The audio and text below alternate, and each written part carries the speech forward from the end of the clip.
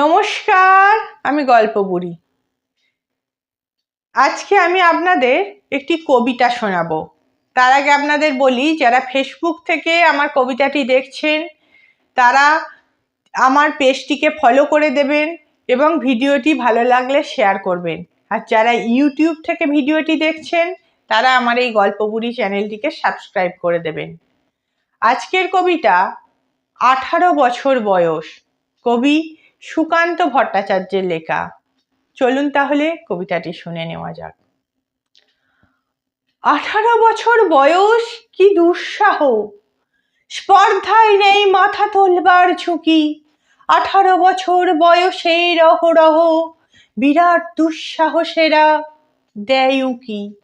18 বছর বয়সের নেই ভয়, পদাঘাতে চাই ভাঙতে পাথর বাঁধা।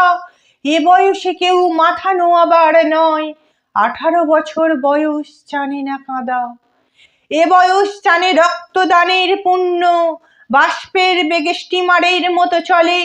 প্রাণ দেওয়া নেওয়ার ঝুলিটা থাকে না শূন্য, সপে আত্মাকে শপথের কোলাহলে। 18 বছর বয়স ভয়ঙ্কর, তাজা তাজা প্রাণে অসহ্য যন্ত্রণা। এ বয়সে প্রাণ তীব্র আর প্রখর, এ বয়সে কানে আসে কত মন্ত্রণা। 18 বছর বয়স যে দুর্বার, পথে প্রান্তরে ছোটাই বহু তুফান। দুর্যোগে হাল ঠিক মতো রাখা ভার, ক্ষত বিক্ষত হয় সহস্র প্রাণ।